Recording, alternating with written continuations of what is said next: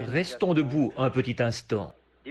Dieu bien-aimé, nous te sommes reconnaissants de cet autre privilège que nous avons de nous tenir dans la maison de Dieu et d'adorer le Dieu vivant. Nous sommes si reconnaissants de ce que ce privilège nous soit encore accordé dans ce pays. Et alors aussi nous avons de la reconnaissance pour ces gens fidèles, Seigneur, qui ont parcouru de nombreux milles, des centaines de milles, beaucoup d'entre eux. Et certains d'entre eux vont essayer de rentrer en hâte ce soir, en roulant sur les routes nationales et le long de la route nationale. Ô Dieu, je te prie d'être avec eux et de les aider. Guide-les, ô Père. Nous te remercions de nous avoir envoyé cette petite averse qui a rafraîchi l'air temporairement. Et Père, nous te prions de venir nous rencontrer ce soir dans ta parole. En effet, c'est pour ça que nous nous sommes rassemblés, Seigneur. C'est pour te rencontrer dans la parole. Aide-nous, Seigneur, afin que notre rassemblement soit tellement utile à ton royaume et que nous soyons tellement secourus que nous puissions venir au secours des autres. Accorde-nous ces choses que nous demandons au nom de Jésus. Amen.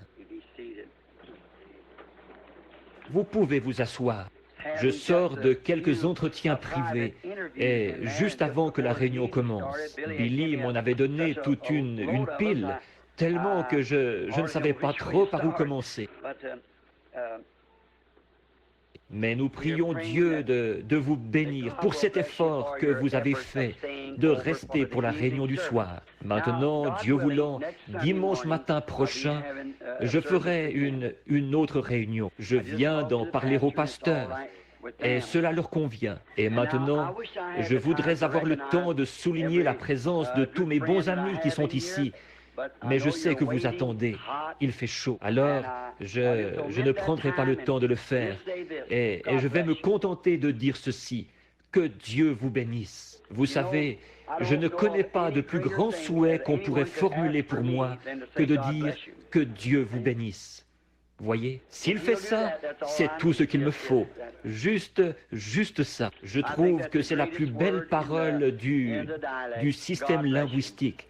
Que Dieu vous bénisse. Et bon, et je sais qu'il le fait. Et comme je le disais à ma femme il y a quelques instants, j'essayais de prendre un bain et je n'arrivais pas à me sécher. Je m'essuyais et après j'étais encore mouillé. Je m'essuyais et je n'arrivais même pas à mettre ma chemise. C'est un peu différent à Tucson. Il fait à peu près 2 fois plus chaud qu'ici, mais ce qu'il y a, c'est qu'on n'a pas de sueur. Il n'y a aucune humidité dans l'air. Alors ça s'évapore dès qu'on sort. On met un bassin d'eau là et il n'y en a plus. On ne peut pas transpirer parce que c'est tout simplement absorbé avant qu'on puisse transpirer. On transpire, oui, mais ça ne se voit jamais. Alors ici, j'ai essayé, je me suis donné un mal fou pour me sécher. Alors, et je suis trempé en ce moment. J'étais là-bas dans la pièce et nous y avons fait venir 7 ou 8 personnes, des cas urgents, et qu'il fallait voir tout de suite. Maintenant, la raison pour laquelle je vous retiens ici et que je vous demande de venir, c'est parce que je considère que c'est utile pour nous. Je ne ferai pas ça, mes amis. J'ai trop d'estime pour vous, pour faire ça. Juste de venir pour entendre parler quelqu'un, ou pour écouter ce que moi je pourrais avoir à dire, ou quelque chose. Je ne ferai pas ça, ce ne serait pas bien. Ce ne serait pas de montrer que je vous aime, juste de venir comme ça. Et je ne crois pas que vous venez, même si je sais que vous m'aimez, comme moi je vous aime. Et alors, je le sais, sinon vous ne feriez pas les choses que vous faites. Alors, j'ai assez d'estime pour vous.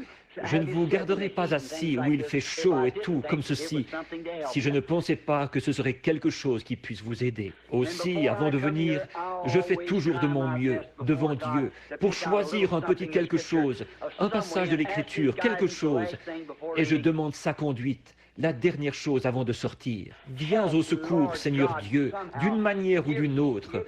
Donne tout ce que tu peux à ces chers gens, et je m'y attends. Et je le crois vraiment, que je vais vivre pour toujours avec vous. Je crois que maintenant, c'est le moment le plus court que nous avons, celui où nous sommes ensemble comme ceci. Nous serons ensemble dans l'éternité. Voyez, je le crois. Je crois cela. Et je veux vous aider. Et si je dis quelque chose de mal, le Père Céleste sait que ce n'est pas volontairement que je le fais. C'est que je le fais sans m'en rendre compte. Je le ferai par ignorance. Par conséquent, sachant que vous êtes sous ma responsabilité et à ma charge pour la cause de l'Évangile, je veux toujours vous garder ancré dans les pages de cette Bible. Bien des fois, des gens sont venus me voir et m'ont dit, « Frère Branham, si vous voulez seulement venir ici et dire « Ainsi dit le Seigneur » à mon petit enfant qui est malade, il guérira. Allez là-bas et seulement dire « Il guérira ». C'est tout ce que je veux que vous fassiez. Or ça, c'est noble, c'est beau, combien j'apprécie. Mais vous savez, je ne peux pas faire ça tant qu'il ne me l'a pas dit d'abord. Voyez, je peux prier pour l'enfant, faire tout ce que je peux. Mais voyez-vous, qu'est-ce qui se passerait si j'y allais dans un élan d'enthousiasme et que je disais ça? Voyez-vous, si je disais « Ainsi dit le Seigneur », en réalité, ce serait seulement « Ainsi dit mon enthousiasme ». Voyez, et à ce moment-là, ça pourrait arriver et ça pourrait ne pas arriver. Mais ensuite, qu'est-ce qui se passerait si cette même personne était sous l'effet de mon enthousiasme et que la chose n'arrive pas? Alors, il se pourrait que cette personne se retrouve dans une circonstance où c'est parfois une question de vie ou de mort. Alors, où serait leur confiance? Ils auraient peur que j'ai encore un élan d'enthousiasme. Voyez? Donc, quand je le dis, je veux être tout à fait convaincu que c'est exact. Parler en connaissance de cause. Et puis, quand il me parle, je peux seulement dire ce qu'il m'a montré. Que ce soit bon ou mauvais, je dois le dire. Et parfois, ce n'est pas agréable de dire ces choses aux gens. Mais pourtant, il est autant de mon devoir de dire aux gens les choses mauvaises qui vont leur arriver qu'il est de mon devoir de leur dire les bonnes choses qui vont leur arriver. Après tout, nous voulons la volonté du Seigneur. Parfois, la volonté du Seigneur va à l'encontre de nos désirs. Mais quand même, si nous voulons la volonté du Seigneur, c'est tout aussi précieux de savoir que le malheur nous arrivera si c'est la volonté du Seigneur. Que ce soit le bien ou le malheur, c'est la volonté du Seigneur que nous voulons voir s'accomplir. Et je sais que c'est comme ça que nous voyons la chose. Bon, je sais que les frères ici, d'habitude, ils prêchent un message de 30 minutes, 20 à 30 minutes le dimanche soir. Et je ne sais pas si je peux arriver à faire ça ou pas. Alors je vais simplement faire de mon mieux. Maintenant, je pense qu'il y aura un service de baptême tout de suite après. On m'a dit qu'ils ont baptisé un grand nombre de personnes ce matin. Il se fait des baptêmes continuellement ici, tout le temps. Des prédicateurs, des méthodistes, des baptistes, des presbytériens, des gens de l'Église de Dieu, des luthériens et quoi encore, qui viennent se faire baptiser au nom du Seigneur Jésus-Christ. Et devant Dieu, quand je devrais comparaître au tribunal du jugement, j'aurai à répondre de cela. Et si j'étais aussi convaincu dans ma pensée du bien fondé de tout dans ma vie, autant que je le suis de cela, je serais prêt pour l'enlèvement à l'instant. Car je sais que c'est la vérité de l'Évangile. Voyez, c'est la vérité. Il n'y a pas un seul passage de la Bible où qui que ce soit ait jamais été baptisé autrement qu'au nom de Jésus-Christ. Le mandat de Père, Fils et Saint-Esprit, c'est seulement « Allez, faites de toutes les nations des disciples, les baptisant au nom du Père, Fils, Saint-Esprit. » Non pas de citer ce titre sur eux, mais de les baptiser au nom du Père, Fils, Saint-Esprit, ce qui est le Seigneur Jésus-Christ. Dans la Bible, tout le monde a été baptisé au nom de Jésus-Christ. Et la Bible dit que quiconque en retranchera une seule parole, ou y ajoutera une seule parole, de quelque manière que ce soit, malheur à eux. Alors, j'ai déjà bien assez à craindre, sans ajouter quelque chose ou retrancher quelque chose de l'Écriture. Ça m'a attiré des ennuis bien des fois, mais je m'en tiens strictement à cela. Il est ma haute retraite. C'est ce qui m'a obligé à me séparer de beaucoup d'amis. Ils ont coupé les ponts avec moi à cause de cela. Mais pourvu que je conserve cet ami-ci, le Seigneur Jésus, et il est la parole, peu importe, que le sentier soit rugueux, le chemin difficile, il est passé par là aussi. Et s'ils appellent le maître de la maison Belzébul, à combien plus forte raison appelleront-ils ainsi ceux qui sont ses disciples? Maintenant, que le Seigneur soit avec vous tous, qu'il vous bénisse tout au long de cette semaine, et qu'il vous donne ce que je peux demander de mieux à Dieu pour vous. C'est là ma prière. Maintenant, nous allons lire dans la précieuse parole. Et maintenant, souvenez-vous encore, mercredi soir, est-ce qu'il y aura réunion de prière au milieu de la semaine ou quelque chose? Lundi et mardi soir, il y aura réunion de prière dans un foyer. Je suppose que les gens sont au courant. Frère Junior Jackson, est-il dans le bâtiment? Frère Jackson, Il est ici, frère Jackson. Bien, il y a un autre frère Jackson ici. Et frère Don Raddle, est-il dans le bâtiment ce soir? Frère Don, juste ici. Et beaucoup d'autres frères. Je vois les frères ici de l'Arkansas et de la Louisiane et de différents endroits, un peu partout dans le pays. Et il y a des frères âgés qui sont ici ce soir aussi. Il y a frère Thomas Kidd, assis ici sur la droite, qui aura 84 ans dans quelques jours. Il y a à peu près 3 ou 4 ans, on l'avait opéré de la prostate. Et il se mourait du cancer. Le médecin l'avait tout simplement condamné. J'ai failli donner le coup de grâce à ma vieille voiture pour venir jusqu'à lui, là-bas dans l'Ohio. Et le Seigneur Jésus l'a guéri. Il lui a redonné la santé et l'a rétabli. Et le voici, lui et sa petite compagne ce soir. Beaucoup d'entre vous les connaissent. Peut-être que certains ne les connaissent pas, mais voici un homme et une femme qui prêchaient l'Évangile avant que je sois né. Pensez-y, et moi, je suis un vieil homme, voyez? Alors, je les regarde, et de voir qu'ils sont encore actifs, je reprends courage. Tous nous connaissons frère Bill Dow, assis ici, au coin. Et oh, combien nous sommes reconnaissants de toutes les grandes bénédictions de Dieu. Puisse-t-elle continuer à être avec nous jusqu'à ce que cette dernière trompette sonne. Et vous savez, nous serons tous ensemble enlevés à la rencontre du Seigneur dans les airs. Pensez-y, des gens disparus. On ne vous voit plus, mais vous vous rassemblez avec le reste du groupe. Les vivants qui seront restés pour la venue du Seigneur ne devanceront pas ou ne feront pas obstacle, c'est ça le mot, à ceux qui se sont endormis, pas qui sont morts. Non, les chrétiens ne meurent pas, ils prennent seulement un peu de repos, voyez-vous, c'est tout. Oh là là, et la trompette de Dieu sonnera, et les morts en Christ ressusciteront premièrement. Ils apparaîtront à un grand nombre de personnes. Et tout à coup, vous êtes simplement là à regarder. Et, eh bien, voilà un frère. Alors vous savez que ça ne va pas tarder. Quelques minutes, et nous serons changés en un instant, en un clin d'œil. Et avec eux, tous ensemble, nous disparaîtrons de la terre, enlevés à la rencontre du Seigneur dans les airs. Et de penser, avec tout ce que nous avons vu dans les Écritures, et les confirmations claires de l'heure où nous vivons, ça pourrait arriver avant la fin de la réunion. Pensez un peu à ça, ce soir même. Alors, sur cette base-là, nous abordons sa parole. Alors que nous prenons dans Hébreux chapitre 13, et nous allons lire du verset 10 au verset 14. D'Hébreux 10 et... Hébreux 13, 10 à 14. Maintenant, comme je l'ai déjà dit, quand nous promettons fidélité à la patrie devant notre drapeau, ce qui est très bien, nous nous levons toujours pendant que nous promettons fidélité à la patrie. Et tous les autres événements importants, nous nous levons par respect où nous faisons un salut et tout pour notre pays. Et quand ils jouent The Star Spangled Banner, nous nous tenons au garde à vous. Aussi nous qui sommes des soldats chrétiens, tenons-nous au garde à vous pendant que nous lirons la parole de Dieu.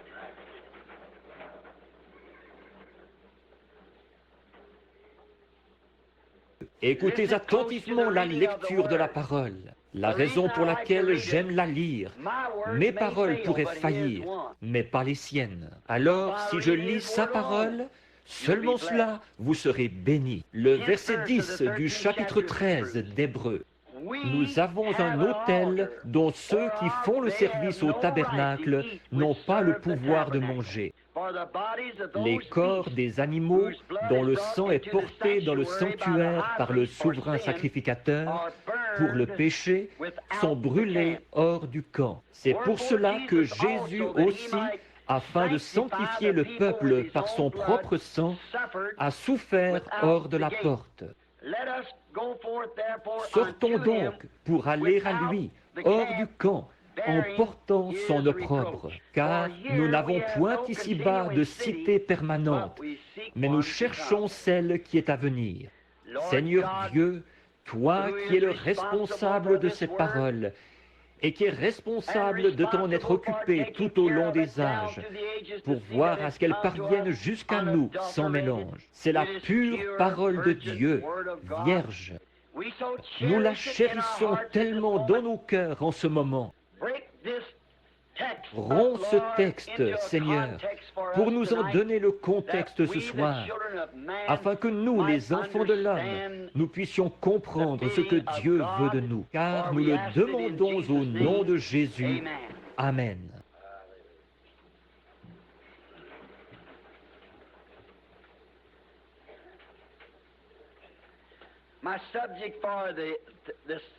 Mon sujet de ce soir, c'est sortir du camp.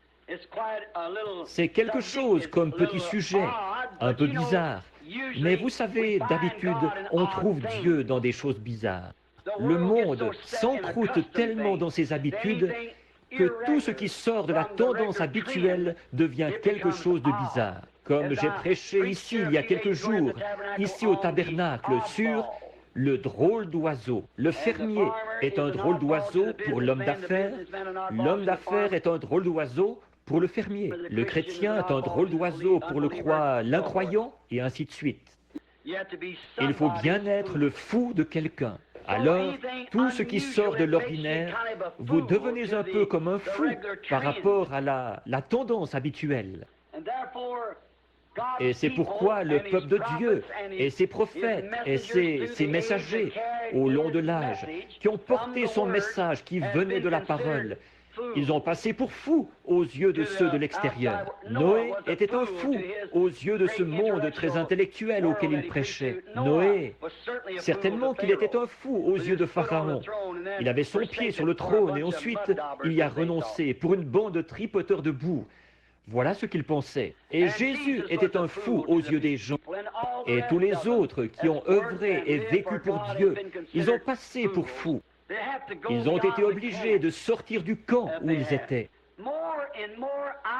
De plus en plus, j'ai des raisons de croire que les gens ne parviennent pas jusqu'à Christ. Bon, je suis ici pour essayer d'aider par tous les moyens possibles et pour être aussi clair que possible dans ce que je vais vous annoncer.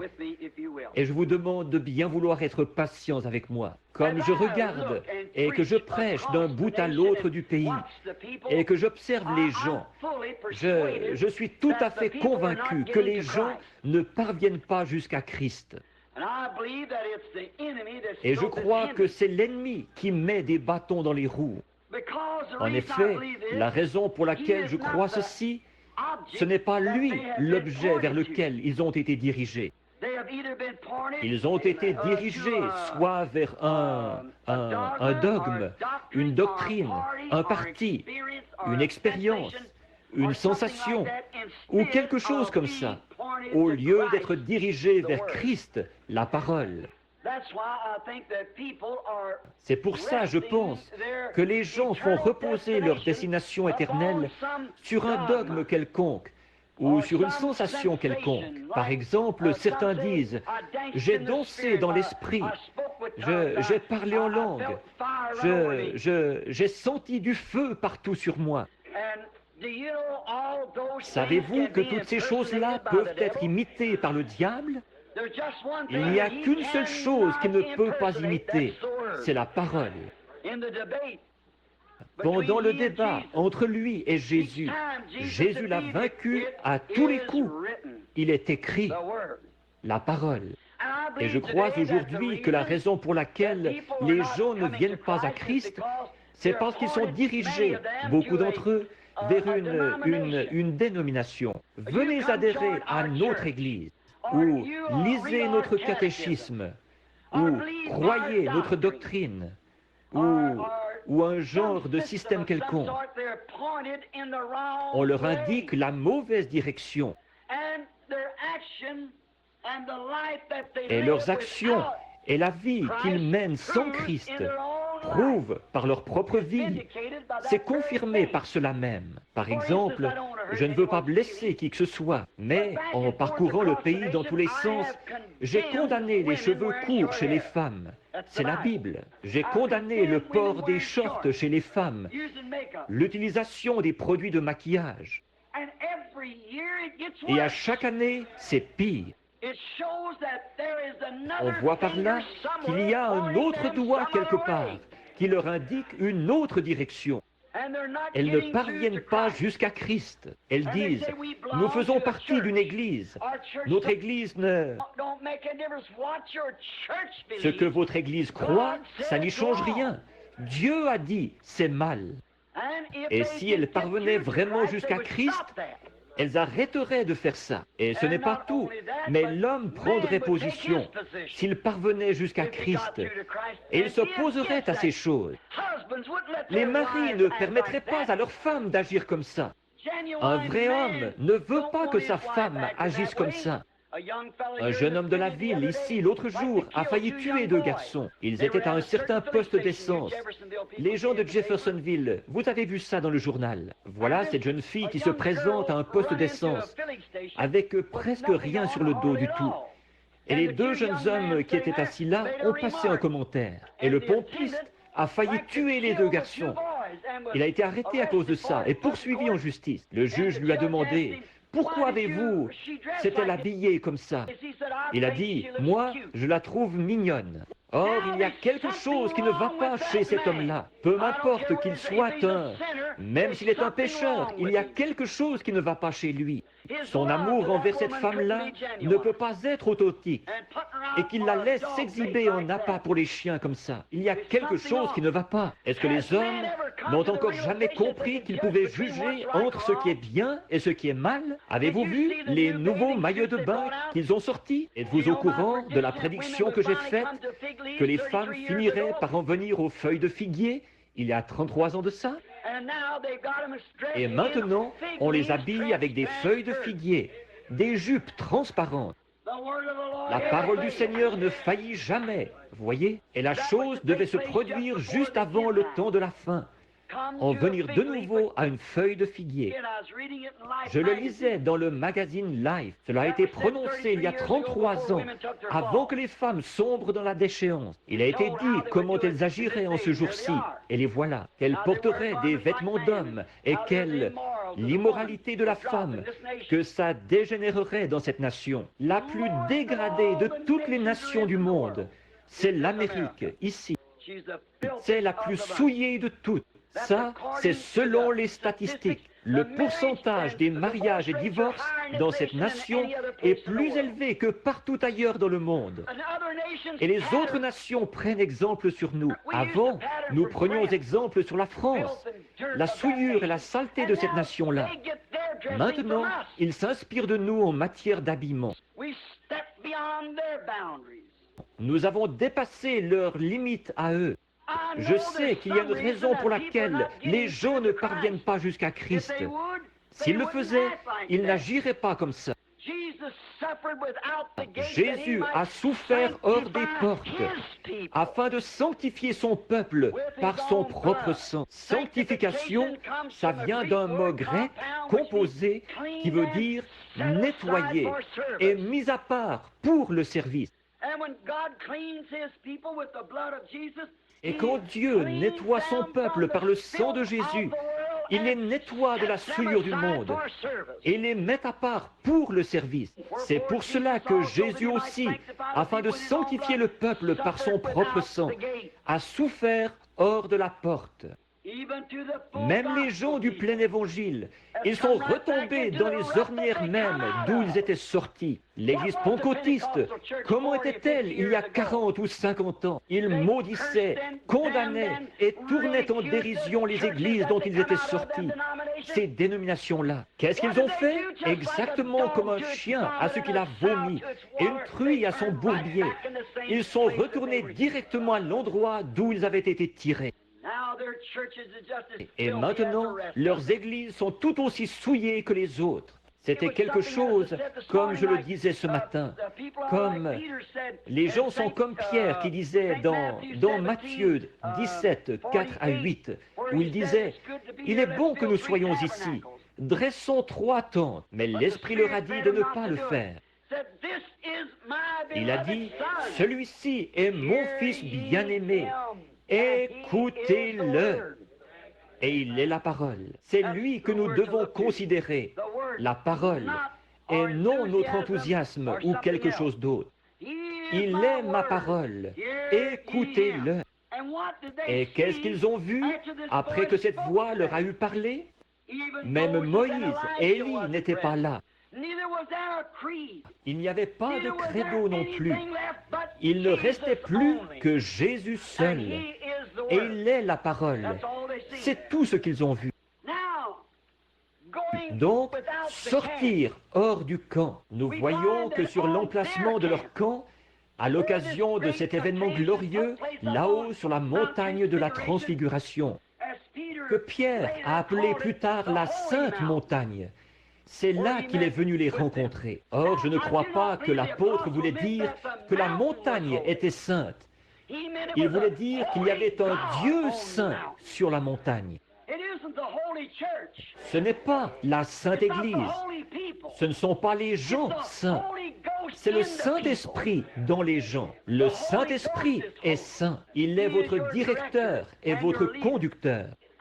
Et nous voyons sur l'emplacement de ce petit camp, là-haut sur la montagne de la Transfiguration, quand ils ont reçu le mandat d'écouter, le seul mandat qu'ils ont reçu, c'était d'écouter la parole. Tout ce qu'ils ont vu, ce n'est pas un credo. Ils n'ont absolument rien vu d'autre que Jésus. Et il est la parole, faite chair. Comme c'est beau, le même camp par rapport à celui qu'il y avait dans le Jardin d'Éden. Quand Dieu a fortifié son Église dans le Jardin d'Éden, son peuple, il y avait un seul mur derrière lequel ils devaient se retrancher. C'était la parole. Ils avaient un seul bouclier, une seule armure, une seule chose, parce que Dieu savait ce qui allait vaincre le diable. Et c'est la parole. Jésus a fait la même chose. C'est la parole. Il est écrit. Et Satan a essayé de l'enrober, non pas de la citer, de la lui enrober. Et Jésus a dit, il est aussi écrit. Or, nous devons nous en tenir à cette parole. Et dans ce petit camp qu'ils avaient là, Pierre, Jacques et Jean, et Jésus, Moïse et Élie. Et dans leur camp, ils ont vu l'armée céleste, l'ombre ou la colonne de lumière suspendue dans cette nuée qui a transfiguré le Seigneur Jésus. Et au moment où ils étaient prêts à former une dénomination, une pour la loi et une pour les prophètes, et ainsi de suite, la voix dit « Celui-ci est mon Fils bien-aimé, écoutez-le ». Donc, le mandat qu'ils ont reçu, c'était exactement le même qu'en Éden. Tenez-vous-en à la parole. C'est ça, le camp de Dieu pour son peuple. Il semble qu'aujourd'hui, c'est un jour où les gens sortent des limites du camp. Dans tout, ils sortent des limites. Vous savez, il y a quelque temps, on m'a dit que maintenant ils ont un avion à réaction qui peut... C'est ce qui fait ce vacarme qu'on entend dans les environs, ce qui fait trembler les fenêtres. C'est quand l'avion a pris tellement de vitesse qu'il franchit son propre son, ce qu'on appelle le mur du son.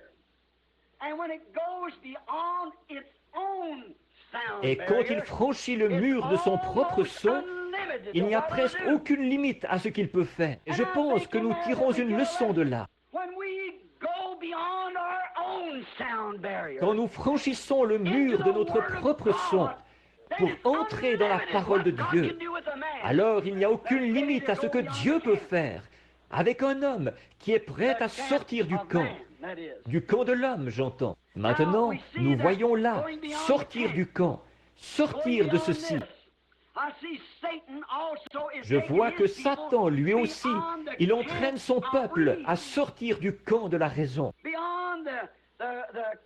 à sortir du camp du bon sens. Satan qui entraîne son peuple à sortir du camp de l'autre côté. Dieu qui entraîne son peuple à sortir du camp de cet autre côté, ici. Et Satan les a fait sortir du camp de la simple décence. Quand on en arrive au point où les gens, et qu'ils puissent se conduire et agir et s'en tirer en faisant les choses qu'ils font aujourd'hui, côté moralité. Je n'arrive pas à concevoir qu'un homme puisse exhiber sa femme, habillée comme ça, et ensuite claquer quelqu'un pour l'avoir insulté. Cela dépasse les limites du bon sens. Il devrait faire preuve de plus de jugement. Cela dépasse les limites de la simple décence. Où est le point d'arrêt? Vous qui avez mon âge, homme ou femme, je pourrais vous demander ceci. Qu'est-ce qui serait arrivé si ma mère ou votre mère, il y a une 50aine d'années, était sortie dans la rue en portant un de ces shorts ou un bikini ou le nom que vous donnez à ça? La police les aurait ramassés immédiatement et les aurait fait enfermer à l'hôpital psychiatrique. Une dame qui serait sortie de chez elle en sous-vêtements, elle devrait être à l'hôpital psychiatrique parce qu'il y a quelque chose qui ne va pas mentalement. Et si c'était de la déficience mentale de faire une chose pareille à l'époque, c'est certainement le signe que la folie s'est installée quelque part. C'est encore de la déficience mentale. C'est de franchir les limites de la raison, de la souillure. Et quand un homme peut fumer la cigarette, alors que les médecins lui prouvent que des milliers de gens meurent chaque année à cause de ça, et qu'il va quand même continuer à tirer des bouffées de cigarettes, on dirait bien qu'il y a quelque chose qui ne tourne pas rond mentalement chez cet homme-là. Et quand un homme est frappé d'une commotion mentale et qu'il n'arrive pas à reprendre ses sens, ses activités, il va passer tous les cabinets de médecins du pays pour trouver ce qui ne va pas chez lui. Mais par contre, il restera au bar ou dans sa voiture et il boira jusqu'à ce qu'il soit complètement fou. Il dépensera son argent pour s'enfoncer là-dedans. Et s'il se retrouvait dans cet état-là, sans l'intoxication de l'alcool, alors il dépenserait tous les sous qu'il peut trouver dans le cabinet du médecin à essayer de trouver ce qui ne va pas chez lui. Ça ne tient pas debout. Si un faucon volait au-dessus de la ville et que je prenais ma carabine, que j'allais dans ma cour de derrière et que je tirais sur ce faucon, 10 minutes plus tard, je serais en prison. On me ferait arrêter pour conduite déréglée, d'avoir manié une arme à feu en ville, d'avoir mis en danger la vie des gens avec une carabine, en tirant en l'air sur ce faucon. Je pourrais tuer quelqu'un, c'est ce qu'il dirait. Il faut le faire enfermer. Et ensuite, ils vont vendre assez d'alcool à un homme pour qu'il s'enivre. Et ils vont l'installer dans une voiture où il pourrait tuer une famille tout entière. Et quand il se fait prendre, il écope d'une amende de $5. Un meurtre avec préméditation. Qu'est-ce qu'il a, ce monde? Il y a quelque chose qui cloche quelque part. Alors, sortir du camp, des limites de la décence, des limites de la raison. Si vous remarquez, nos politiciens d'aujourd'hui ne disent pas un mot sur le sujet de la lecture de la Bible à l'école. Ils ont peur. Ils ne savent pas dans quelle direction le vent souffle. Ils ne savent pas s'ils y perdraient au vote ou pas. Nous avons besoin d'un autre Abraham Lincoln. Nous avons besoin d'un autre John Quincy Adams. Nous avons besoin de quelqu'un qui va prendre position sans se préoccuper de la direction du vent, et exprimer franchement ses convictions. Aujourd'hui, un prédicateur dénominationnel, vous aurez beau lui montrer dans la parole la vérité, il ne sait pas quoi faire. Il a peur de perdre son gagne-pain. Nous avons besoin d'hommes et de femmes aujourd'hui qui soient forts dans l'Évangile. Quelqu'un qui va se tenir là et qui exprimera ses convictions, qui indiquera ce qui est bien et ce qui est mal. Si c'est la parole de Dieu qui a raison ou si c'est la dénomination qui a raison. Jésus a dit que toute parole d'homme soit un mensonge et que la mienne soit la vérité. Les cieux et la terre passeront, mais mes paroles ne passeront jamais. Alors, vous voyez, ils sortent du camp de la parole de Dieu pour trouver leur réponse. Quand il les a persuadés de sortir du camp de la parole de Dieu, ce qu'il avait fait à Ève dans le jardin d'Éden, Satan a fait la même chose aujourd'hui. Bien, c'est ce que nous voyons. Les gens se laissent persuader de sortir hors du camp pour aller dans leur dogme et leur credo, dans leur camp de dogme et de credo. Eux aussi, ils ont un camp.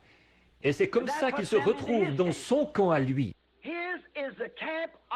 Son camp, c'est celui de l'instruction, de la théologie, des œuvres, du doctorat, de l'éducation, de la personnalité, tout ce qui s'oppose au camp de la parole de Dieu. Dieu a un camp pour son peuple. Les dénominations ont leur propre camp.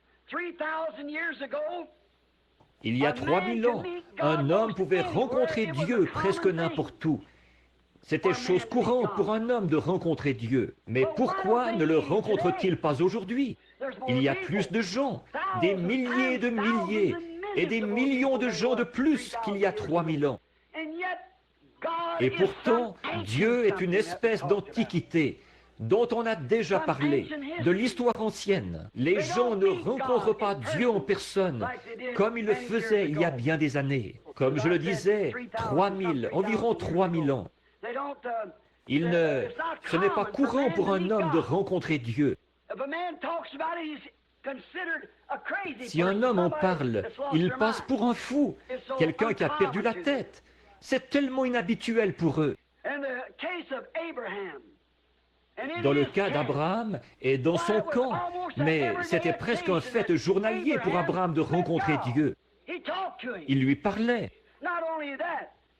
Non seulement cela, mais quand ils sont allés à Guérar faire un séjour là-bas, nous voyons que là-bas, Dieu était dans le camp avec Abimelech, un Philistin. C'était chose très courante. Ils vivaient dans le camp de sa présence. Aujourd'hui, ils vivent dans leur propre camp. Et ils n'ont aucun rapport avec le camp de Dieu. Ils ne veulent avoir aucun rapport avec lui. Parce que pour le monde, c'est du fanatisme. Pour eux, c'est du fanatisme. Mais souvenez-vous, quand Dieu a établi le premier camp pour les gens, il les a fortifiés par sa parole. C'est toujours ce qu'il fait. Mais aujourd'hui, dans leur camp, ce n'est pas ce qu'ils font. C'est pour cette raison qu'on n'entend pas beaucoup parler de Dieu. Or, je crois que le camp, Moïse par exemple, la façon dont il a rencontré Moïse dans le désert.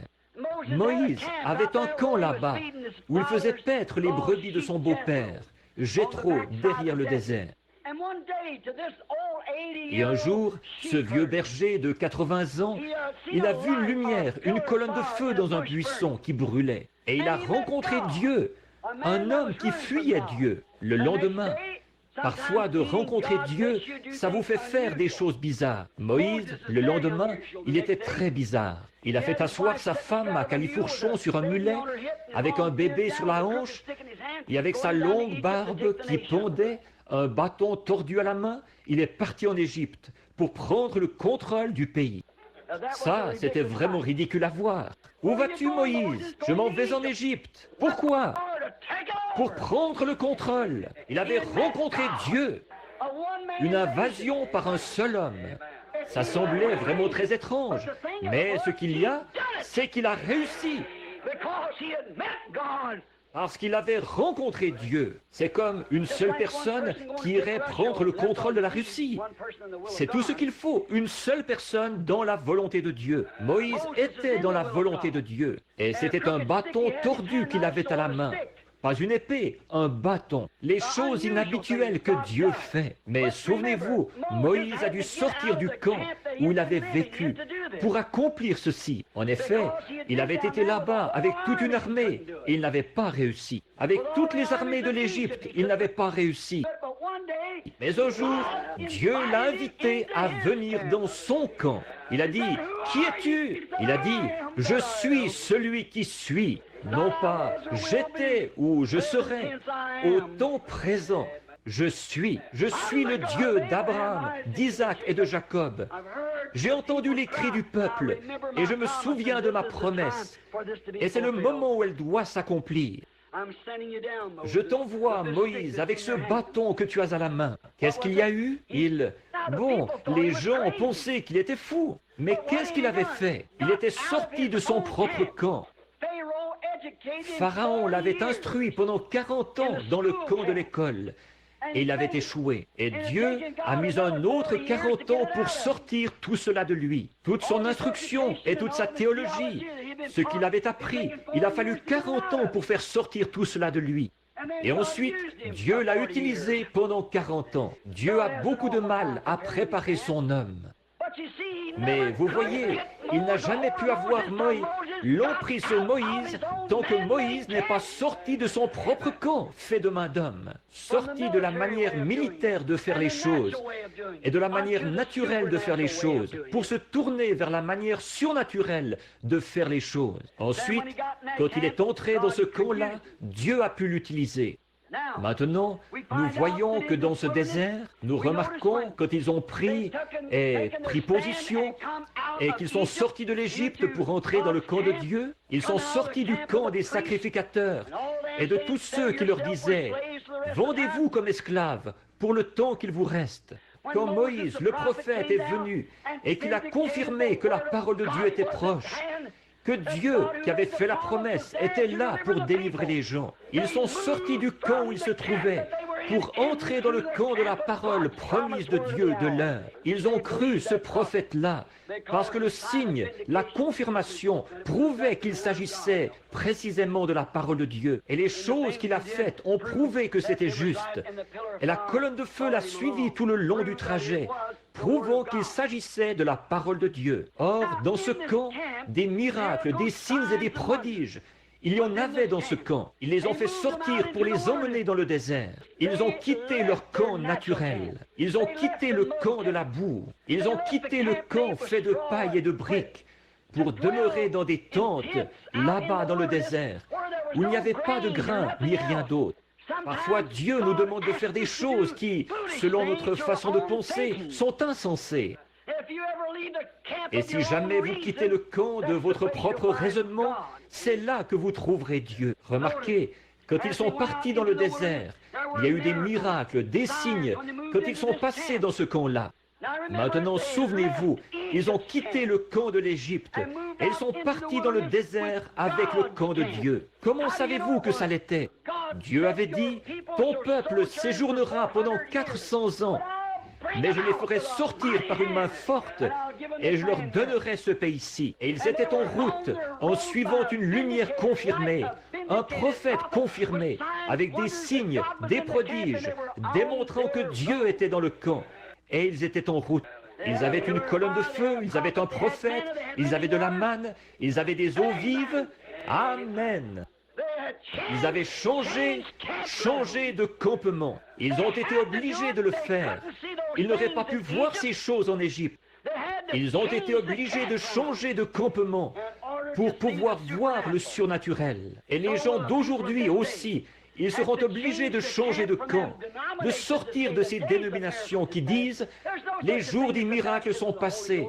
Le baptême du Saint-Esprit, ça n'existe pas. Et tous ces passages de l'Écriture, là, c'est faux. C'est bon pour un autre âge. » Vous serez obligés de changer de campement, de sortir de ce camp-là pour aller là où tout est possible. Toutes ces choses confirmaient sa présence dans le camp. Maintenant, remarquez, alors eux, ils avaient formé un camp fait de main d'hommes, de traditions et de credos, après la mort de Moïse. Et Dieu a traité avec les gens pendant de nombreuses années. Dieu n'est plus dans son camp, dans leur camp, parce qu'ils se sont formés un camp par leurs propres moyens. Souvenez-vous, quand ils ont été appelés à sortir de l'Égypte, Dieu leur avait fourni un prophète. Il leur avait fourni un agneau pour le sacrifice. Il leur avait fourni tout ce dont ils avaient besoin. Une parole, un signe, un miracle, un prophète pour les conduire, une expiation pour prendre soin d'eux, la colonne de feu pour les conduire. Et une fois arrivés dans le désert, ils n'étaient toujours pas satisfaits. Ils voulaient avoir quelque chose à faire eux-mêmes. La grâce avait fourni tout cela. Maintenant, ils voulaient avoir quelque chose à faire eux-mêmes pour pouvoir former une organisation, faire des histoires, se quereller, s'énerver. Qui allait être le souverain sacrificateur?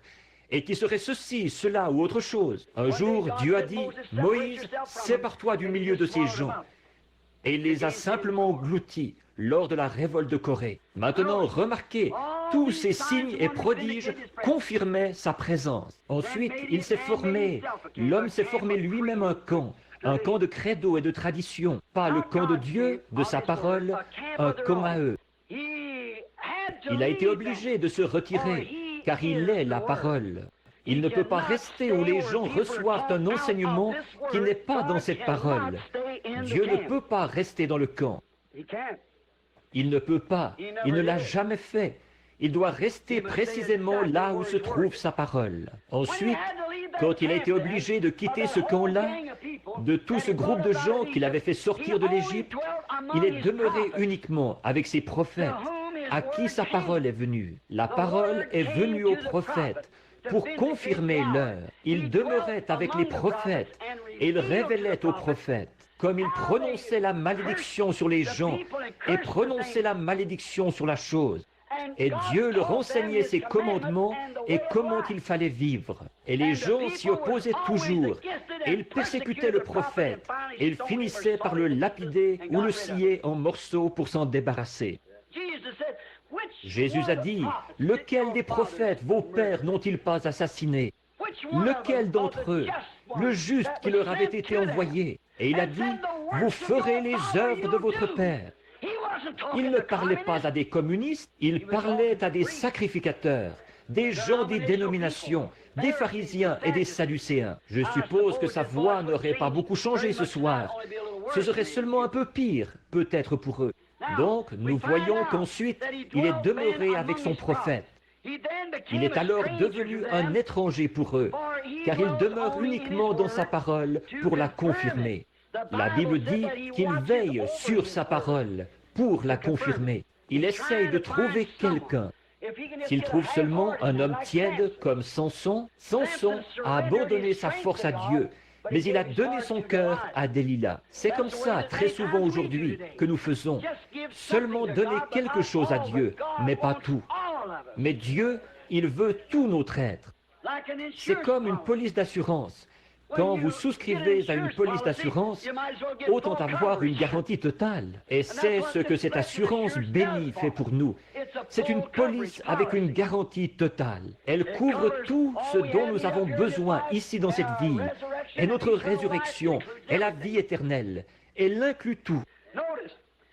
Remarquez, Dieu est resté hors de leur camp ensuite pendant 400 ans.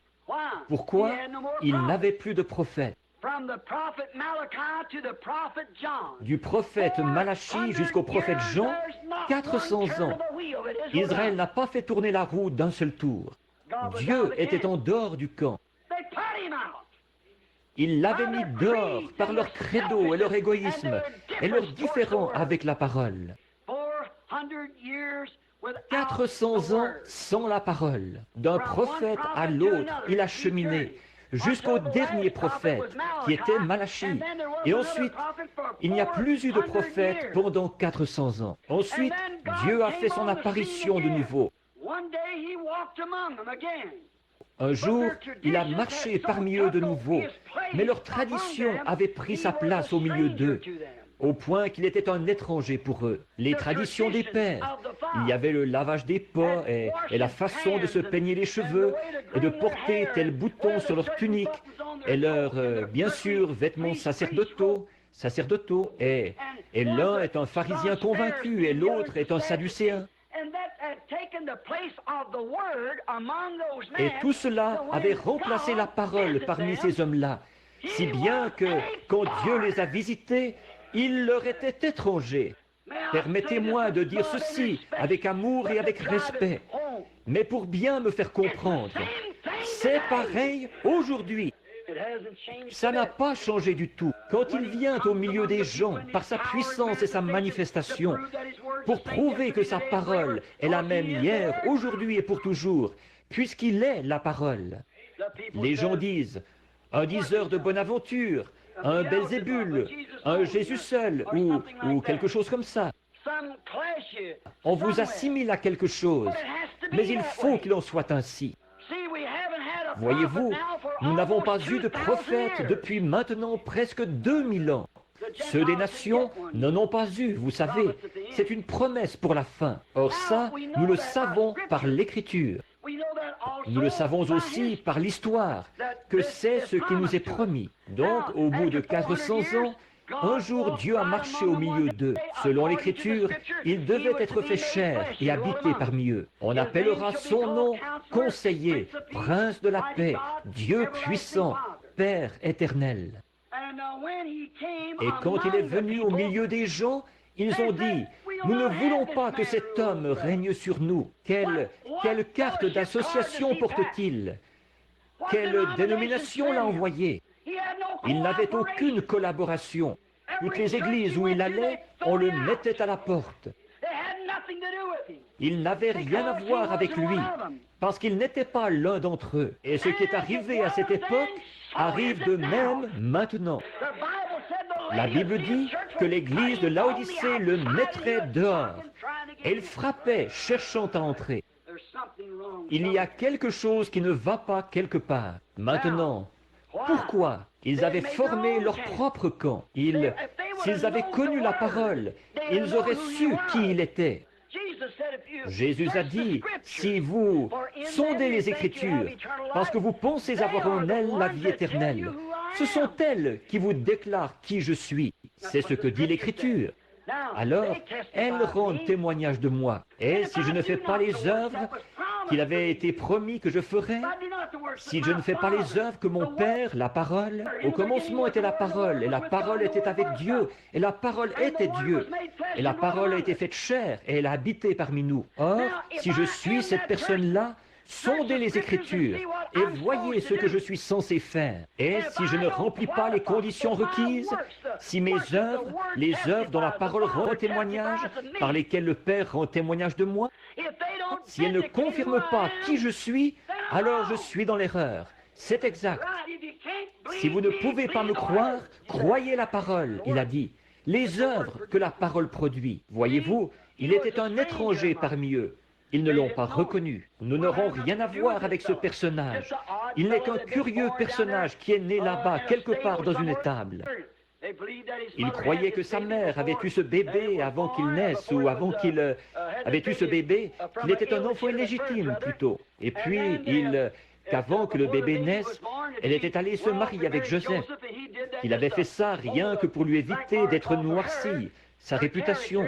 Et il est devenu une espèce de curieux personnage, parce qu'il était un enfant illégitime. Et c'est pour ça qu'il était comme ça. Et quand il est arrivé, qu'est-ce qu'il a fait?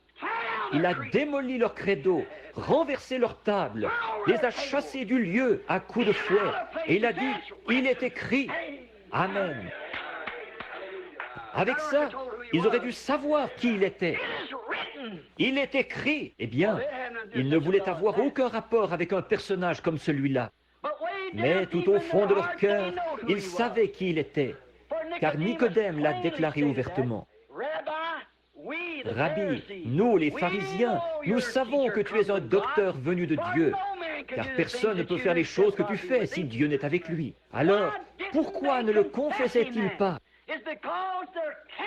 C'est parce que leur camp avait établi sa frontière.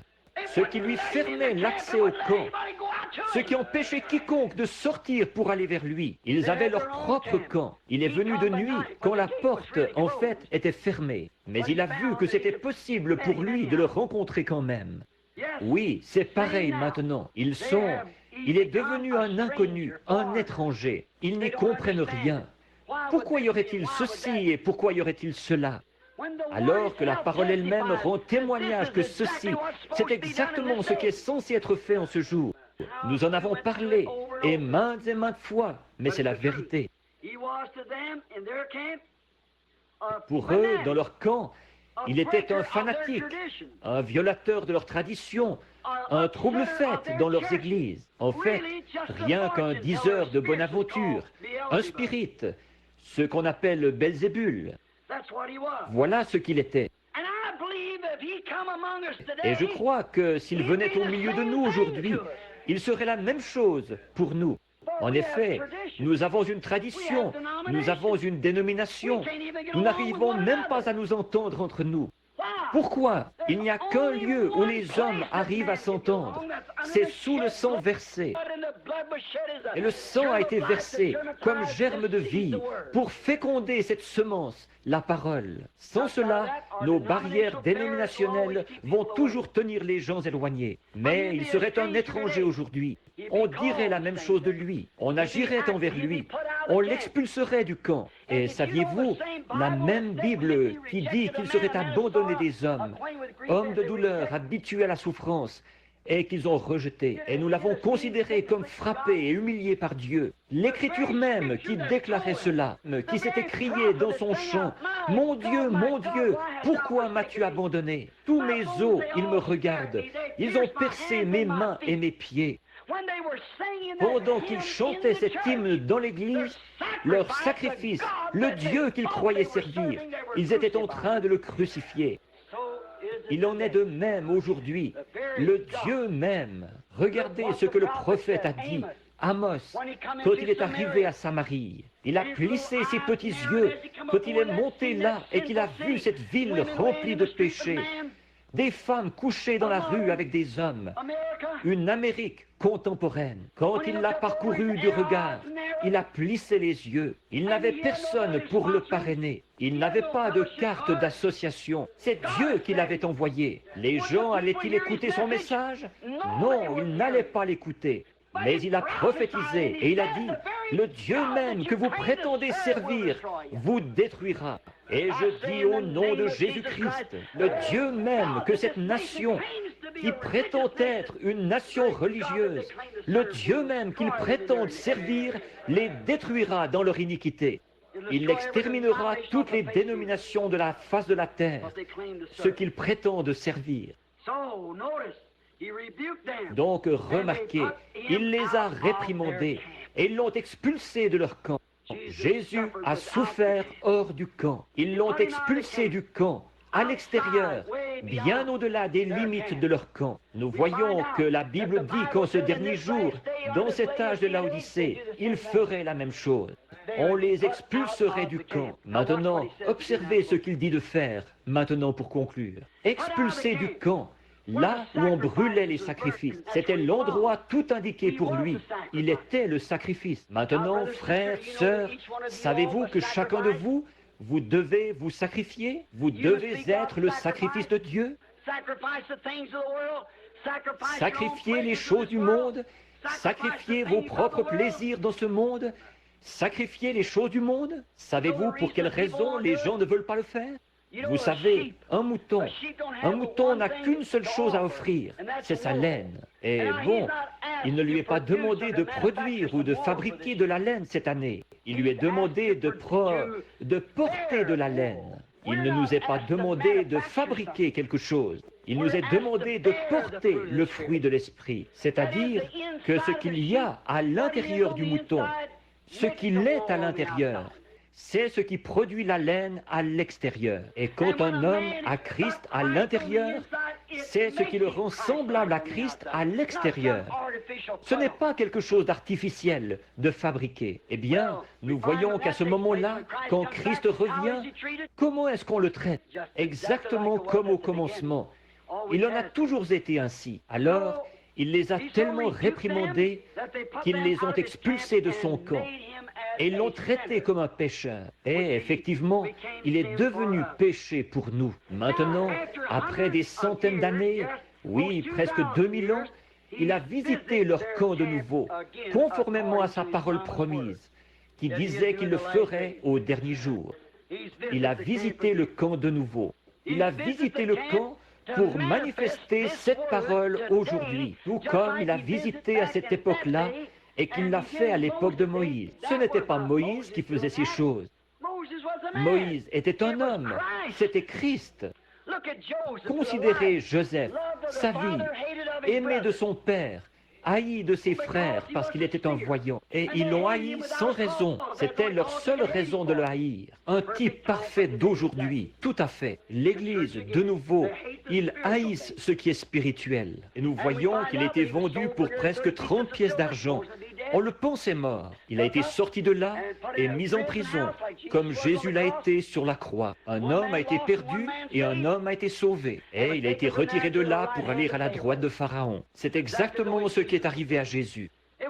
Il y a eu David qui a passé dans les rues en pleurant, un roi rejeté. Et il s'est assis sur la montagne en pleurant sur Jérusalem. Ce n'était pas David, le fils de David, quelques centaines d'années plus tard, s'est assis sur la même colline et il a pleuré parce qu'il était rejeté comme roi parmi son propre peuple. C'est Christ toujours. Et aujourd'hui, alors qu'il est prophétisé que Christ doit venir dans le camp, savez-vous ce qui s'est passé? Il arrivera exactement ce qui est arrivé à l'époque. Il faut que ce soit comme ça pour accomplir ce que la parole ici promet qu'il fera. Maintenant, souvenez-vous, Christ était là dans l'âge de Noé. C'était Christ, Jésus-Christ le même hier, aujourd'hui et pour toujours. La parole de l'heure, rejetée, remarquée, et sa prophétie d'Apocalypse 3, prouvant qu'il est venu en ce dernier jour comme il avait prophétisé qu'il allait venir en ce dernier jour. Et dans quel état qu'il trouvait l'église de Laodicée? Riche, n'a besoin de rien, et assise en reine, et ne connaît pas de chagrin. Et on l'a expulsé de l'église. On n'avait pas besoin de lui. Il est sorti hors du camp de nouveau. Mais ce qu'il y a, c'est qu'elle ne savait pas qu'elle était nue, aveugle et misérable. Elle ne le savait pas. De nouveau, s'il revenait de nouveau, exactement tel qu'à l'époque, il réprimanderait toutes les femmes qui portent des shorts. Il réprimanderait toutes les femmes aux cheveux coupés, tous les visages fardés, tous les hommes qui s'abaisseraient au point de permettre à leurs femmes de faire ces choses. Il le ferait encore. Il démolirait aussi toutes les dénominations qui existent et détruirait tous les credos qu'on aurait. Croyez-vous qu'il le ferait? Certainement qu'il le ferait. C'est exact. Qu'est-ce qu'il ferait de lui? Il l'expulserait du camp. C'est sûr qu'il ne collaborerait pas avec lui. Non, monsieur. Maintenant, nous le retrouvons en ce jour-ci, comme la Bible a dit qu'il le serait, expulsé du camp. En effet, il demeure toujours le même, la parole, le même hier, aujourd'hui et pour toujours. Ils ne veulent pas de lui. Ils l'ont rejeté de nouveau avec leurs conseils. Aujourd'hui, ils préféreraient, comme il l'avait fait à l'époque, quand il est passé en jugement. Aujourd'hui, alors que la parole passe en jugement, qu'est-ce qui s'est passé? Ils ont rejeté de nouveau, comme il l'avait fait à l'époque. Et ils ont accepté un Barabbas, un meurtrier, plutôt que Christ. Le conseil ferait la même chose. Et aujourd'hui, parce qu'ils ont rejeté la parole et la confirmation parfaite de l'heure, ils se sont vendus et ils ont préféré un Barabbas, le Conseil mondial des églises, un meurtrier de la parole. Il renie sa parole, renie son baptême, renie sa puissance, renie ses signes. Et encore une fois, par un credo, une tradition, de porter son col tourné vers l'arrière et tout. En se forgeant des credos et tout, ils essayent par des bonnes œuvres. Ils n'avaient pas été destinés à la vie au départ. Ils n'avaient rien en eux pour croire. Celui qui me connaît mon Père. Et comme le Père m'a envoyé, moi aussi je vous envoie. Le Dieu qui a envoyé Jésus a accompagné Jésus. il était en lui. Et le Jésus qui vous envoie vous accompagne, il est en vous. Celui qui croit en moi fera aussi les œuvres que je fais. Allez par tout le monde et prêchez l'Évangile à toute la création. Qu'il soit noir, jaune, blanc, brun, quoi qu'il soit. Voici les signes qui accompagneront ceux qui auront cru. Jusqu'où? Par tout le monde et à toute la création. Un jeune prédicateur baptiste, il n'y a pas longtemps, à Tucson, il est venu me voir en disant, « Frère Branham, voici votre problème. Vous essayez de faire de cet âge un âge apostolique. » Il a dit, un âge apostolique pour aujourd'hui, ça n'existe pas. L'âge apostolique est terminé. J'ai dit, il est terminé? Je ne le savais pas. Il a continué, eh bien, il l'est. J'ai dit, vous en êtes sûr? Il a dit, bien sûr que j'en suis sûr. Il a dit, très bien, j'ai dit, qu'est-ce qui vous fait croire qu'il est terminé? Il a dit, c'était pour les apôtres. J'ai dit, le jour de la Pentecôte, Pierre a dit, croyez-vous sa parole? Oui, monsieur. Il a dit, repentez-vous, chacun de vous, et soyez baptisés au nom de Jésus-Christ. Car cette promesse est pour vous, pour vos enfants, pour les enfants de vos enfants, et pour ceux qui sont au loin, en aussi grand nombre que le Seigneur notre Dieu les appellera. Cette même promesse, nous devons revenir à elle. Le docteur Simon-Pierre a rédigé une ordonnance. La Bible dit, n'y a-t-il point de baume en Galade? N'y a-t-il point de médecin? Eh bien, vous savez, si vous prenez l'ordonnance d'un médecin, quand il découvre une maladie dans votre corps et qu'il rédige cette ordonnance, vous faites mieux de la faire exécuter, de trouver un vrai pharmacien qui va l'exécuter telle qu'elle est rédigée. En effet, il doit mettre telle quantité de poison et telle quantité d'antidote, la quantité que votre système peut supporter. Vous voyez, elle a déjà été éprouvée, elle a fait ses preuves, et vous devez prendre cette ordonnance-là.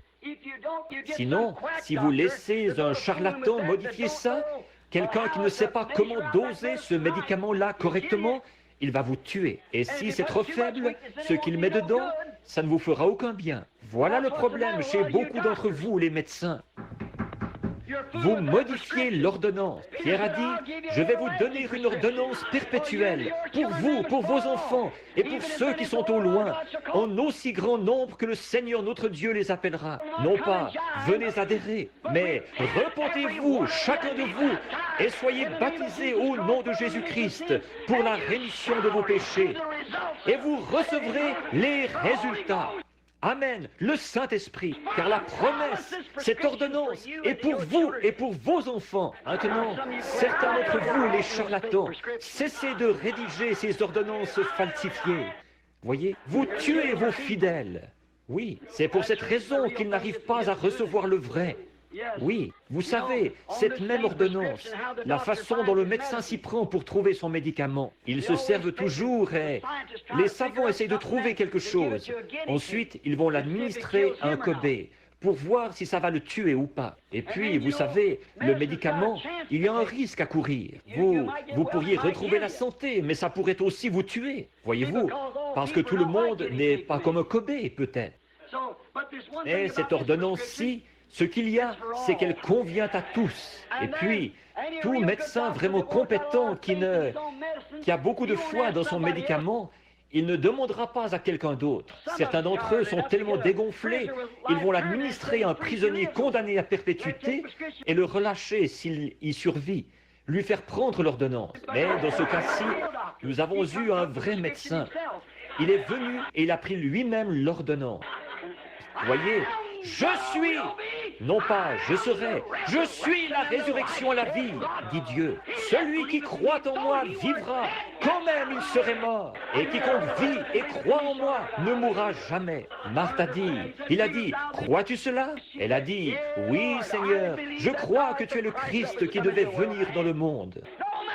Les autres auront beau te traiter de tous les noms, moi je l'ai vu. Au calvaire, il a pris lui-même l'injection. Et le matin de Pâques, la mort n'a pas pu le retenir. Je suis la résurrection et la vie. Ils lui ont injecté la mort, mais il est ressuscité, triomphant de la mort, du séjour des morts et de la tombe. Il a pris lui-même l'injection et il a envoyé des médecins qui avaient la révélation de qui il était pour qu'ils rédigent une ordonnance. Qui dit-on que je suis, moi, le Fils de l'homme? Pierre a dit, tu es le Christ, le Fils du Dieu vivant. Il a dit, tu es heureux, Simon, maintenant tu as compris. Je te donne les clés du royaume. Ce que tu liras sur la terre, je le lirai dans le ciel. Si tu délies quelque chose sur la terre, je le délierai dans le ciel. Quand les gens ont vu tout ce qui se passait, ils ont dit, que pouvons-nous faire pour recevoir cette inoculation? C'est là qu'il a lu l'ordonnance. Il a dit, maintenant je vais rédiger une ordonnance. Elle est pour vous, pour vos enfants et pour ceux qui sont au loin, en aussi grand nombre que le Seigneur notre Dieu les appellera jamais. Ne modifiez pas l'ordonnance, vous mourrez. Ils l'affaiblissent tellement aujourd'hui, si bien que ce n'est que de l'eau dénominationnelle. C'est exact. Un liquide d'embaumement qu'ils injectent dans un homme mort pour qu'il soit encore plus mort. Oh, mes frères, il y a une véritable onction. Elle sert à la guérison de l'âme. Seulement, ne modifiez pas l'ordonnance. Prenez l'ordonnance exactement telle qu'elle est rédigée. Dieu est obligé à sa parole. Il n'est pas obligé au credo, au dogme ou à la dénomination. Il est obligé à sa parole. Suivez l'ordonnance. C'est le départ, la base. Commencez. Vous vous êtes engagé alors et vous êtes prêt à vous mettre à l'œuvre. Remarquez, hors du camp, aujourd'hui, ils ont choisi un Barabbas. Alors que l'Évangile a sillonné le monde d'un bout à l'autre, de grands signes et prodiges ont accompagné le réveil. Mais au lieu d'entrer et de passer à l'action, ils s'associent avec Barabbas. Plutôt que d'accepter ces absurdités et tout, dans notre Église, nous garderons le même style que les autres. Maintenant, Rome et tous les autres, ils se sont rassemblés, un Barabbas.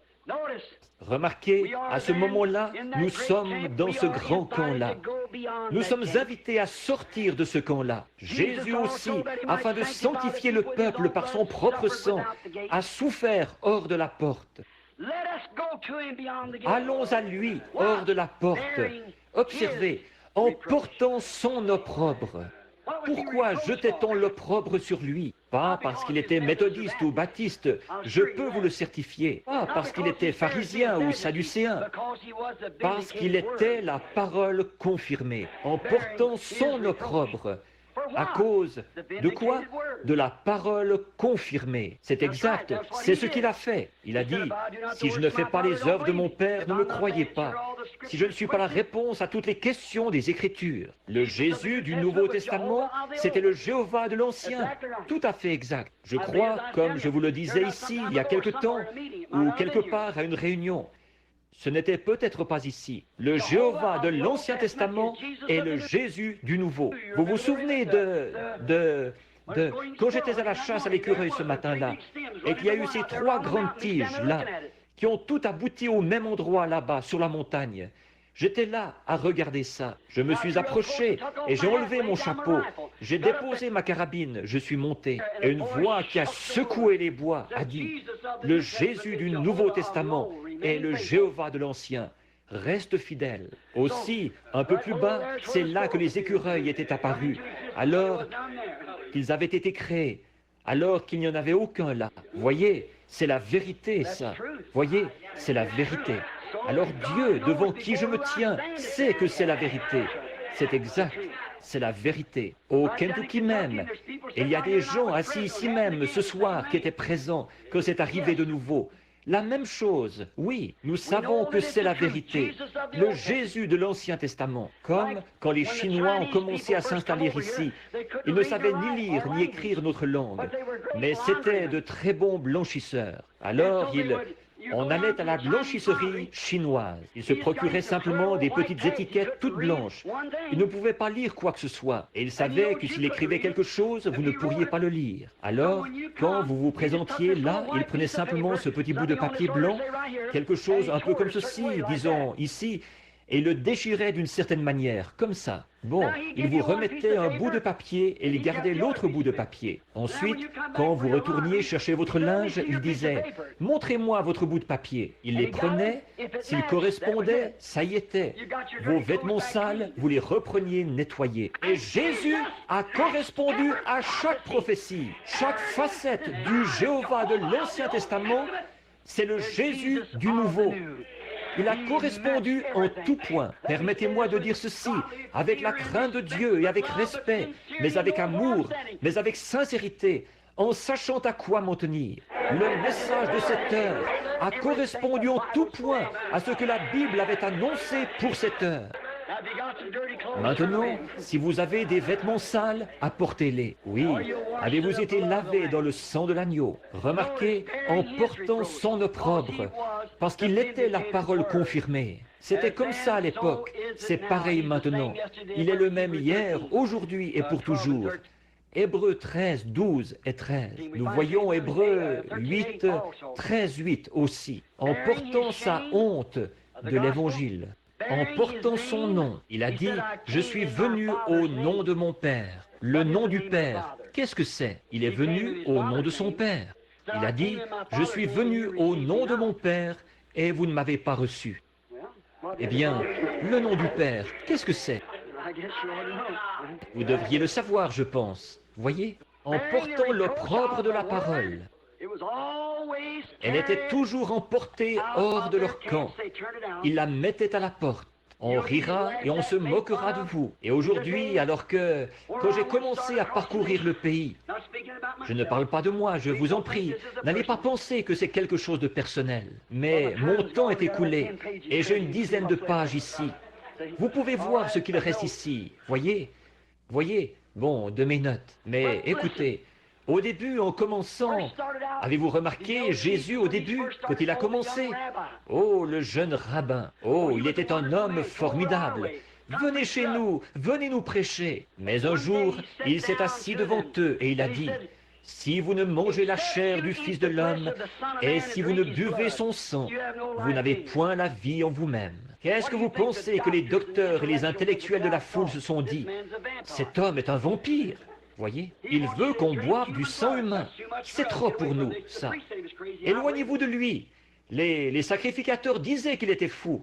Je le crois.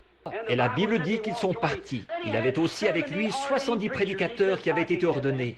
Il a dit, je ne peux pas les garder avec moi. Alors, il a tourné les yeux vers eux, il a dit, que direz-vous quand vous verrez le Fils de l'homme monter au ciel, d'où il est venu? Or, il n'a jamais expliqué ces choses-là. Il les a simplement laissées telles quelles. Voyez, ils ont dit, Fils de l'homme? Quoi? Nous mangeons avec cet homme. Nous pêchons avec lui. Nous nous étendons sur le rivage avec lui. Nous avons vu le berceau dans lequel il a été bercé. Nous connaissons sa mère. Nous connaissons son frère. Qui peut recevoir une chose comme celle-là? Et la Bible dit, il n'allait plus avec lui. Ensuite, il s'est tourné vers Pierre et les autres. Il a dit, j'en ai choisi 12. Vous 12, des milliers qu'il avait, il en est maintenant à 12. Il a dit, j'en ai choisi 12, et l'un de vous est le diable. Je le savais dès le commencement. Il a dit, maintenant, voulez-vous aller avec eux? Il n'avait pas à dorloter et à chouchouter, et je te prendrai comme diacre si tu acceptes d'adhérer à mon église. Voyez, ce n'était pas son intérêt personnel qu'il cherchait. Il ne l'a même jamais expliqué. Les disciples non plus, ils ne pouvaient pas l'expliquer. Mais si vous vous souvenez, il venait de leur dire, « Je vous connaissais avant la fondation du monde. Je vous ai destiné à recevoir la joie avec moi. » Voyez, voilà ce que c'était avant la fondation du monde. Prédestiné. Ces apôtres se sont tenus là, tout à fait inflexibles. Ils ne pouvaient pas expliquer comment ils allaient faire pour manger sa chair et boire son sang. Ils ne pouvaient pas comprendre comment il était descendu alors qu'il avait été là avec eux tout le temps. Ils ne pouvaient pas l'expliquer. Les gens ne pouvaient pas l'expliquer. Personne ne pouvait l'expliquer. Mais Pierre a prononcé ces paroles mémorables.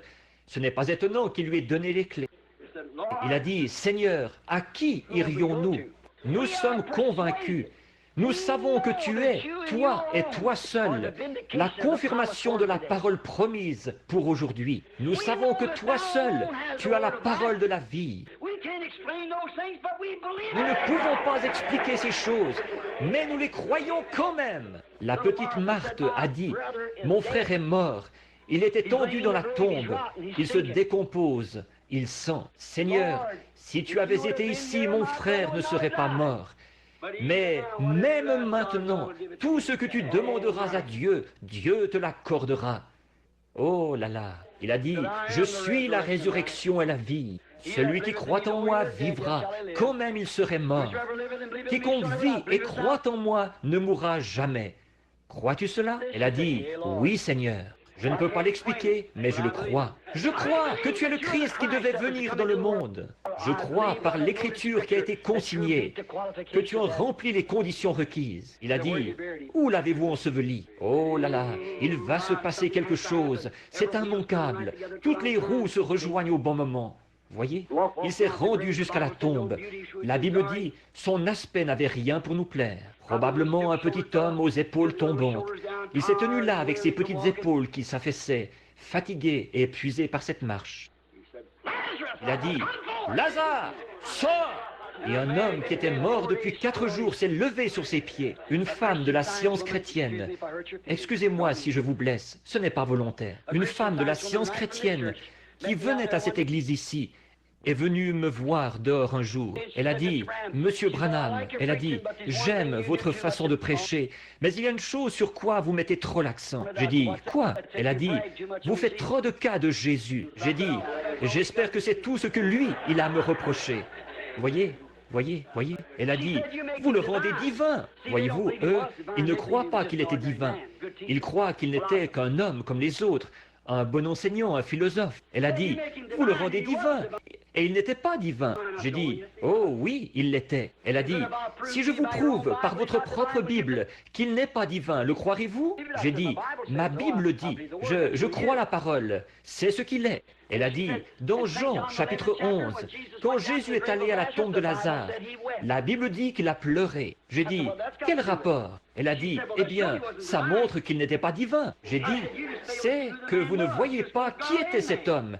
Il était à la fois Dieu et homme. En tant qu'homme, il a pleuré, quand il a pleuré à cause de leur chagrin. Mais quand il s'est redressé et qu'il a dit, Lazare, sors! Et qu'un homme qui était mort depuis 4 jours s'est levé sur ses pieds, c'était plus qu'un homme. Oui, monsieur, oh oui, comme je l'exprime souvent, quand il est descendu de la montagne ce soir-là, il avait faim, il était un homme. Le lendemain matin, il avait faim, il était un homme. Mais quand il a pris 2 petits pains et 5 poissons, et qu'il a nourri 5000 personnes, qu'on a rempli 7 paniers, c'était plus qu'un homme. Oui, monsieur. Il était un homme sur la croix quand il s'est écrié « Mon Dieu, m'as-tu abandonné ?» Quand il s'est écrié « Donnez-moi à boire » et qu'ils lui ont donné du vinaigre avec du fiel. Il était un homme, il pleurait. Mais le matin de Pâques, quand il a rompu tous les sceaux de la mort, du séjour des morts et de la tombe, et qu'il est ressuscité, il était plus qu'un homme. Il était un homme ce soir-là, quand il était couché à l'arrière du petit bateau, qu'il était là avec ses disciples, et que 10 000 démons de la mer avaient juré de le noyer. Oui, là, dans une espèce de petit bateau, comme un bouchon de liège, là, comme ça. Il était tellement fatigué que ça ne l'a même pas réveillé. Il était un homme quand il dormait. Et quand il a posé le pied sur le bastingage du bateau, qu'il a levé les yeux et qu'il a dit « Silence, tais-toi » et que les vents et les vagues lui ont obéi. C'était plus qu'un homme. C'était Dieu. Ce n'est pas étonnant que le poète ait dit « Par sa vie, il m'a aimé. Par sa mort, il m'a sauvé. Par son ensevelissement, il a emporté mes péchés au loin. Par sa résurrection, il a justifié gratuitement pour toujours. Un jour, il reviendra. Ô jour glorieux. Oui, monsieur, sortez du camp. Peu m'importe le prix à payer. Je porterai cette croix consacrée jusqu'à ce que la mort me libère. Alors j'irai dans l'enlèvement pour porter une couronne. Pour conclure, je dirai ceci. Il y a quelque temps, je lisais une histoire au sujet d'un juge. C'était un homme juste, un brave homme. Il était aimé. Et il y avait un groupe de gens dans la ville qui croyaient qu'ils pourraient se permettre n'importe quoi. Alors, ils étaient dans l'abondance. Alors, ils ont ouvert une maison malfamée, tenu un débit de boissons, des boissons et tout ce qu'il y a dans le genre. C'était illégal. Ils se sont fait prendre par la loi, la police judiciaire. et ils ont été traduits en justice. Et quand tous les gens de la ville, de la petite ville, se sont rassemblés là-bas, ils savaient que cet homme avait fait beaucoup de choses dans la région. Cet homme qui avait tenu cet établissement malfamé. Et le jury a reconnu cet homme coupable parce qu'il avait été pris sur le fait. Et donc, le juge l'a reconnu coupable et l'a condamné à tant d'années de prison, sans mise en liberté sous caution, sans droit d'appel ni rien. Il y a envoyé, parce que c'est ce qui était écrit dans le droit. À l'extérieur du palais de justice, les gens se sont précipités vers lui en disant « Sais-tu quoi? Toutes les personnes de cette ville vont te haïr. » Ils ont dit « Ils te haïssent d'avoir pris cette décision-là au sujet de cet homme. » C'étaient tous des joueurs eux-mêmes. Ils ont dit « Nous allons tous te haïr. Nous ne t'élirons plus jamais. Jamais plus un seul d'entre nous ne votera pour toi. » Il le huait alors qu'il descendait dans la rue. Il s'est arrêté un petit instant. Il a dit « Laissez-moi dire un mot. » Il a dit « J'ai fait exactement ce que mon devoir me commandait. » Cet homme était coupable, qui qu'il soit. Il fallait que je prononce une sentence contre lui, selon la loi que j'ai juré de faire observer. Il a dit « Tu es haï dans cette ville. » Il a dit « Mais je suis beaucoup aimé chez nous par les miens. » Nous pourrions penser la même chose, si vous me permettez l'expression. J'ai défendu ce pourquoi j'ai été sauvé. Faire observer la parole de Dieu. Je sais que les dénominations me haïssent à cause des choses que je dis, mais je suis beaucoup aimé dans sa maison, parmi son peuple. Prions. Seigneur Jésus, il se peut que nous soyons haïs du monde, mais nous sommes aimés du Père. Aide-nous, Dieu bien-aimé. Aide ces gens, afin que chacun d'eux, Seigneur, que tes bénédictions reposent sur eux. Que nous sortions du camp maintenant, que nous sortions de notre propre façon de penser, que nous agissions en fonction de la pensée de Dieu. La Bible dit ceci, que la pensée qui était en Christ soit en vous. Alors, pensons ces pensées à lui, et non selon notre propre façon de penser, parce que la plupart du temps, nous sommes dans l'erreur. Alors, pour être sûr que ce soit sa pensée qui repose en nous, et sa pensée, c'était de faire la volonté du Père. Et la volonté du Père, c'est sa parole promise. Sortons du camp ce soir, Seigneur, et allons trouver Jésus. Nous ne le trouverons jamais en adhérant à l'Église. Nous ne le trouverons jamais en serrant la main à un certain prédicateur ou en signant un credo ou une promesse que nous faisons d'aller à l'école du dimanche tant de jours dans l'année et tout. Nous le trouverons uniquement dans la parole, parce qu'il est la parole. Et comme nous voyons la promesse de ce jour-ci, qu'il serait hors du camp, expulsé de nouveau. Maintenant, sortons du camp, prêts à porter son opprobre. Haï de ce monde, mais aimé de celui qui nous a invités à venir dans le camp. Accorde-le, Seigneur. S'il y en a ici qui ne le connaissent pas et qui ne sont jamais sortis du camp de la filiation à une certaine église, pourtant vous faites profession d'être chrétien, mais quand vous dites « ces choses, je crois qu'elles sont pour une autre époque », cela montre que ce ne peut pas être le Saint-Esprit. Comment un homme qui est rempli du Saint-Esprit pourrait-il jamais se faire baptiser en utilisant le nom de Père, Fils, Saint-Esprit? Alors que Paul, le grand apôtre, a dit « Si un ange descend du ciel », vous l'avez peut-être fait à un moment donné, par ignorance. Ces gens-là l'avaient fait par ignorance, dans Acte 19. Mais il a dit « Un ange qui prêche quoi que ce soit d'autre, qu'il soit anathème. » Comment pouvez-vous accepter un credo ou un isme, telle ou telle chose, alors que la Bible dit « La promesse est pour vous ». Cette même chose-là, le vrai baptême du Saint-Esprit. Comment le Saint-Esprit, qui a écrit la parole, peut-il être en vous à renier la parole? Comment peut-il renier alors que le Saint-Esprit lui-même a dit « Si qui que ce soit ajoute une seule parole à ceci, ou en retranche quoi que ce soit, je retrancherai sa part du livre de vie. » Alors, comment le Saint-Esprit peut-il retrancher quoi que ce soit à la parole, ou ajouter quoi que ce soit à la parole? Mon ami, soit ici ou dans le monde invisible, où ira cette bande, invisible pour nous en ce moment, que ceci pénètre profondément dans votre cœur, après le message d'enseignement de ce matin, en voyant où nous en sommes. Si vous n'avez encore jamais accepté cette ordonnance dont j'ai parlé tout à l'heure, ne voulez-vous pas la recevoir? Nous sommes ici pour faire tout ce que nous pouvons pour vous, afin de vous aider. Je suis seulement un témoin. Je fais seulement de la propagande. Comme nous avons à Louisville en ce moment le Congrès démocrate du Kentucky. Ils sont en train de bâtir la plateforme électorale de leur candidat. Moi aussi, je baptise une plateforme pour mon Seigneur. Ne voulez-vous pas le recevoir ce soir? Qu'il soit à vous, avec nos têtes inclinées et nos cœurs aussi en ce moment. Voulez-vous simplement lever vos mains et dire à Dieu, « Pas à moi, je ne suis qu'un homme. » Levez vos mains vers Dieu et dire, « Oh Dieu, sois miséricordieux envers moi. Je veux réellement toutes ces choses dont on m'a parlé. Je veux sortir du camp. On dira ce qu'on voudra, ça m'est égal. Que Dieu vous bénisse. Oh, regardez les mains, regardez les mains. Je veux sortir hors du camp. Peu importe le prix qu'il me faudra payer, je prendrai ma croix et je la porterai chaque jour. Je sortirai du camp, peu importe ce que les gens diront de moi. Je veux le suivre hors du camp. Je suis prêt à y aller. Père Céleste, tu as vu ces mains. Peut-être 100 personnes ou plus dans le bâtiment ont levé la main. Seigneur, il y a quelque chose qui est près d'eux en ce moment. Une autre personne, la personne de Christ, celui qui est invisible à l'œil naturel. Et c'est lui qui les a poussés à prendre une décision. Dans leur propre vie, ils savent, quand ils se regardent dans la glace, ils voient qu'il leur manque quelque chose. Et ils veulent que leur vie soit façonnée selon la promesse de Dieu. Et ils ont levé la main avec une sincérité profonde. Aide-les, Seigneur, à venir à la grande porte ce soir de la bergerie. Puissent-ils entrer gentiment et humblement? Accorde-le. Ils sont à toi, Seigneur. Parle à leur cœur.